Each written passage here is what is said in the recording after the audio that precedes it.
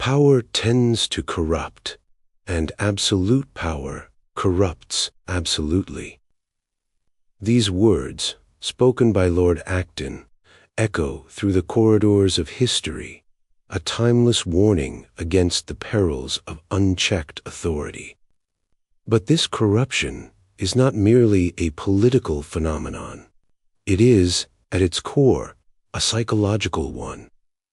It springs from a deep and primal pattern within the human psyche, the archetype of the tyrant. This is the force that seeks not just to rule, but to dominate, not to order, but to control, not to nurture life, but to suffocate it under the weight of its own rigid will. From the whispers of the inner critic that torment our quietest moments, to the iron fist of the dictator who crushes nations, the tyrant is a singular energy manifesting on both the microcosm of the individual soul and the macrocosm of society. To understand this archetype is to understand one of the darkest and most destructive forces in human nature, and to confront the part of ourselves that is capable of wielding it. The figure of the tyrant is as ancient as civilization itself. In mythology, we see him in the figure of Cronos, the Titan, who devours his own children out of a paranoid fear of being overthrown. He consumes the new, the vital, the future itself, in a desperate bid to preserve his sterile and absolute power. We see him in King Herod, whose fear of a prophesied king leads him to order the slaughter of innocents, a brutal act of extinguishing the light of new potential before it can even shine. The tyrant is the force that says no to life, no to change, and no to anything that exists outside of its total control. This pattern is not just a relic of ancient myth, it is a living personality within the collective unconscious, an archetypal shadow that erupts into history when conditions are ripe for its emergence. Psychologically, the tyrant is the active shadow of a much more benevolent and necessary archetype, the king, or the sovereign. In his fullness, the king is a generative and life-affirming force. He is the central ordering principle of the psyche, the embodiment of what Carl Jung called the self. The good king brings fertility and blessing to the land. He creates a sacred space where his people can flourish, feel seen, and realize their potential. He is calm, just, and connected to a transpersonal value, a higher good that he serves. The king's power is not for his own sake, it is for the sake of the kingdom. The tyrant, however, is a king who has forgotten this sacred duty. He has become identified with the archetype itself, an act of ego inflation so profound that he mistakes himself for God. He no longer serves a higher value, he is the highest value. His kingdom is not a garden to be nurtured, but a possession to be controlled. He fears new life because it represents a future he cannot dominate. He despises creativity because it is a force he did not originate. In the tyrant, the king's generative order turns into a sterile, mechanical rigidity.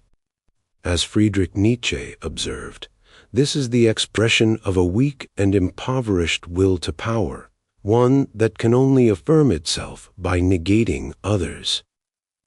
But the tyrant does not rule alone. Every archetype has a bipolar shadow. If the tyrant is the active, aggressive pole, its passive counterpart is the weakling. They are inseparable. The tyrant's desperate need for control, his paranoia, and his explosive rage are all compensations for a deep, hidden feeling of impotence and vulnerability. He is terrified of the chaos within his own soul, and so he projects it outward, seeking to impose an iron order on the world around him. The dictator who builds monuments to his own greatness does so to mask the crumbling foundation of his own self-worth. He is haunted by the fear of being exposed as the weak and terrified child he is, and so he must crush anyone who might hold a mirror up to his true nature. The weakling abdicates his own inner sovereignty and projects it onto another, while the tyrant usurps the sovereignty of others to fill his own inner void. They are two faces of the same hollow crown. This dynamic is not confined to the thrones of despots. It lives within each of us as the inner critic. This is the tyrant of our inner world. It is the relentless voice of self-judgment that whispers, "You are not good enough. You will fail. Do not even try." It is the internalized voice of a critical parent, a punishing teacher, or a society that demands impossible perfection. The inner critic, like Cronos, devours our creative impulses. It slaughters our innocent hopes before they can take root. Its goal is absolute control over the psyche, to keep us safe within the prison of the familiar, by ensuring we never risk the vulnerability of true growth. When possessed by this inner tyrant, we become our own harshest dictators. We sentence ourselves to a life of mediocrity, ruled by fear and shame. Our inner landscape becomes a barren wasteland where no new life is permitted to grow. This is the suffering of a soul that has not yet found its meaning, a cry for growth that we mistake for a verdict of worthlessness. When an individual cannot contain this inner battle, the tyrant projects itself outward. The man who is a slave to his own inner critic becomes a petty tyrant at home, demanding perfection from his family. The manager who feels impotent in his own life rules his office with an iron fist, crushing the spirit of his employees. On a collective level, when a society feels lost, anxious, and powerless, it may project its need for order and strength onto a single figure. It yearns for a king, but in its desperation, it often crowns a tyrant.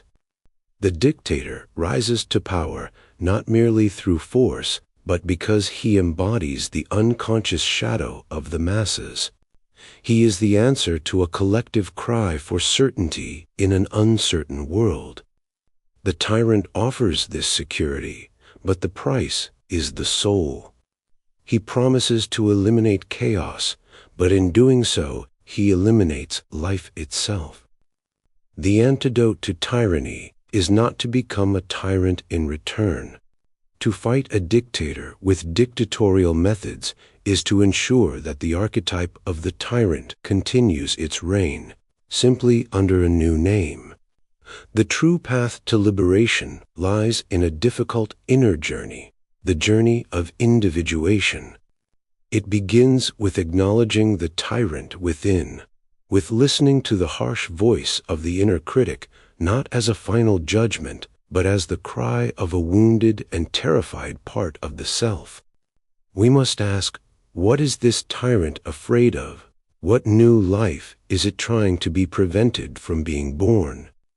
Often we find that the inner critic is a grotesque distortion of the wise old man, a guardian whose protective instincts have turned toxic and controlling.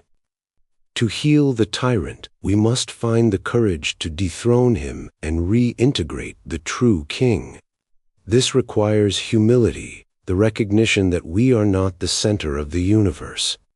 It requires compassion for our own weaknesses and the courage to embrace our own vulnerability.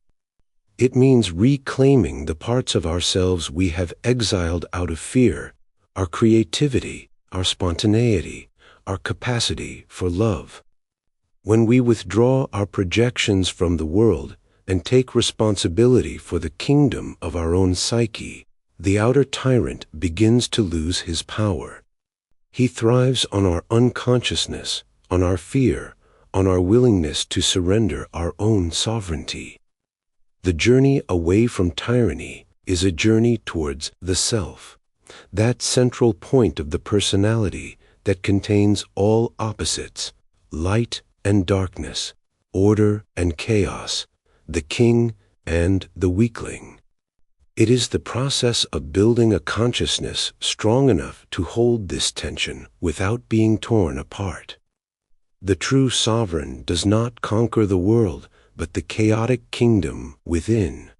He learns to rule himself with the justice and generosity of a good king, blessing the new life that emerges from the depths of his own being. And in that silent inner victory, he finds a freedom and a peace that no tyrant can ever take away, and no dictator can ever know.